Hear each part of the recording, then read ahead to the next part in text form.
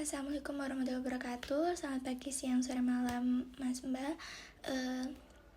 Perkenalkan, saya Mahirata Salsabila dengan NIM G0024-083. Jadi di sini saya akan menjelaskan tentang medula spinalis.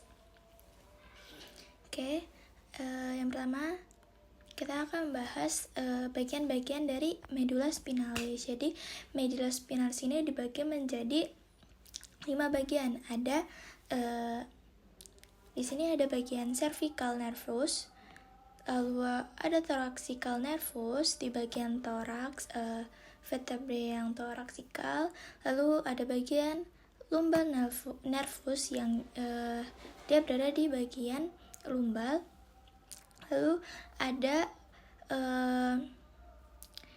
sacral dan coccygeus.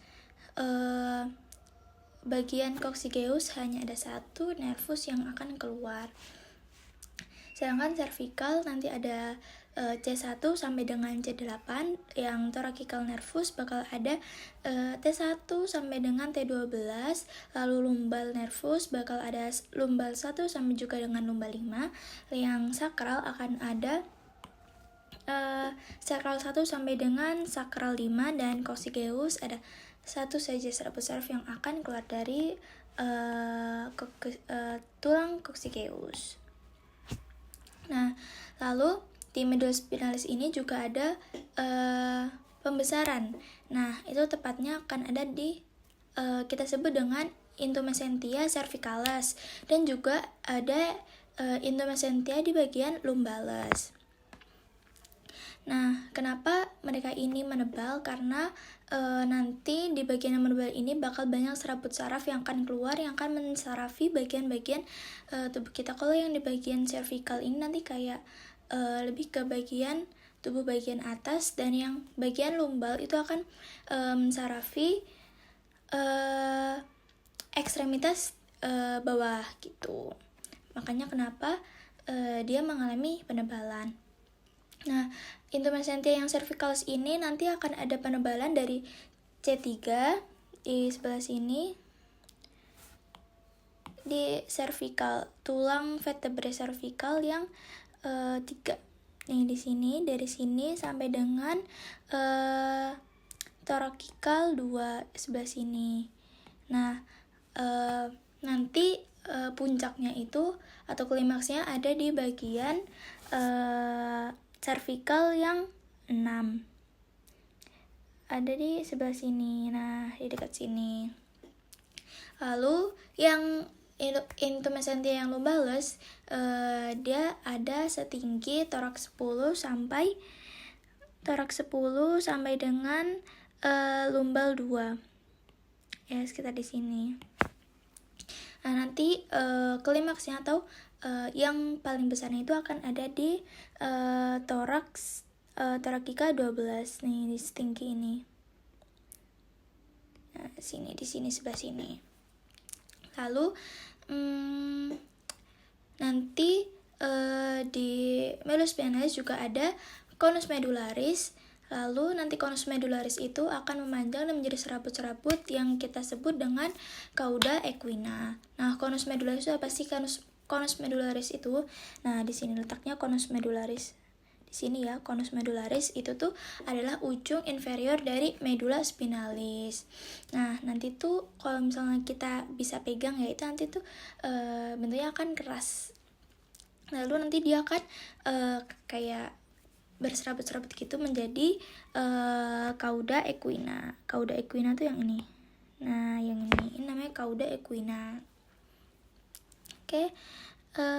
Selanjutnya kita akan melihat struktur eksterna dan juga interna dari medula spinalis. Nah, struktur eksternanya itu ada visura mediana anterior. Nah, di sebelah sini namanya visura ya, berarti jika cekungan ya. Nah, visura mediana anterior, ada anterior, lalu juga ada sulcus. Ini ada sulcus lateral anterior, lalu ada juga sulcus mediana posterior, lalu sulcus lateral posterior, Lalu ada itu bagian-bagian dari eksterna dari medulla spinalis. Lalu ada juga struktur interna. Ini interna. Jadi di interna ini akan ada substansia alba dan juga substansia grisea. Jadi yang namanya alba itu di sini, dan yang ini adalah substansia grisea. Substansia alba itu tuh dia tersusun sama mielin, makanya dia itu terlihat lebih cerah atau lebih putih daripada si substansia grisea. Nah, substansia grisea ini atau kadang kita sebut juga dengan gray matter, ini dia tuh berwarna abu-abu karena didominasi oleh badan sel saraf yang di tengah itu terdapat kanalis centralis. Nah, di sini bakal ada kanalis centralis yang nantinya akan terisi oleh LCS hingga ke ventriculus terminal. Nah, di substansia alba ini ada 3 bagian penting. Yang pertama ada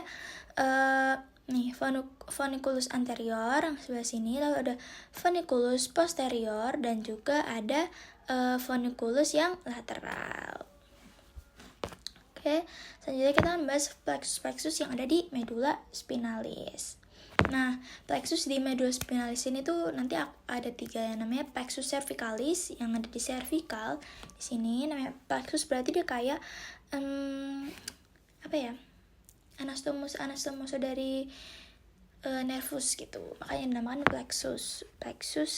Ada plexus cervicalis, lalu ada plexus brachialis, lalu plexus cervicalis, plexus brachialis, sama plexus lumbosakral di sebelah sini ya. Ini kan banyak kayak ya pokoknya serabut sarafnya tuh kayak ketemu gitu deh.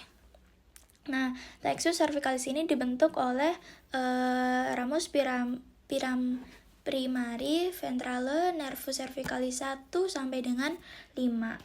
Terus kalau plexus brachialis itu dari nervus cervicalis yang 5 sampai dengan nervus thoracical yang pertama. Terus habis itu ada plexus lumbalis. Nah, plexus lumbalis ini tuh ada dibagi lagi jadi 3. Ada plexus lumbalis, nervus lumbalis 1 sampai 5, lalu ada plexus sacralis, nervus sacralis 1 sampai dengan 4. Terus habis itu ada plexus coccygeus, itu di nervus sacralis 4, 5 sampai dengan nervus coccygeus. Nah, di sini ya 1 sampai 5, nervus lumbal 1 sampai 5. Terus di sini nanti bakal ada coccygeus yang cuma 1 aja. Terus selanjutnya kita bakal ke tractus medulla spinalis. Nah, tractus medulla spinalis ini tuh dibagi jadi 2, jadi ascendent sama descendent. Nah, yang ascendent ini nanti yang warnanya biru-biru ini, dan yang descendent tuh yang merah-merah ini. Nah, yang bagian ascendent itu tuh bakal ada spinothalamica anterior. Spinothalamica anterior ini dia bakalan membawa rangsang raba dan tekanan. Lalu ada spinothalamica lateral, dia tuh membawa rangsangan nyeri dan suhu. Habis itu ada juga cerebralis, itu spino yang bagian anterior dan posterior. Ini tuh nanti bakal membawa rangsangan keseimbangan dan proprioreseptif. Lalu ada juga kolumna dorsalis posterior, itu akan melokalisir sentuhan, getaran, diskriminasi 2 titik, dan proprioreseptif. Lalu ada yang descendant. Descendant ini tuh bakal ada tractus corticospinalis anterior dan lateral. Ini corticospinalis lateral, medial. Terus habis itu kalau yang anterolateral itu untuk pergerakan otot volunteer. Kalau yang ini rhombospinalis itu untuk koordinasi gerakan otot yang kontralateral. Habis itu ada yang tectospinalis, itu tuh Tractus extrapyramidalis yang fungsinya untuk refleks pada lengan dan juga respon terhadap penglihatan dan juga pendengaran, atau bisa juga buat kulit ya. Terus habis itu ada Tractus extrapyramidalis yang fungsinya untuk mempertahankan keseimbangan dan koordinasi gerakan kepala dan juga mata. Terus habis itu kita medulla spinalis ini nanti dia tuh bakal divaskularisasi oleh arteri spinalis yang anterior gitu. Nah, buat klinisnya di sini aku cuma ngasih satu klinis, yaitu spina bifida oculata. Nah, nanti spina bifida oculata ini tuh cuma dia tuh nggak akan ada penonjolan cairan dan juga saraf. Tapi kalau yang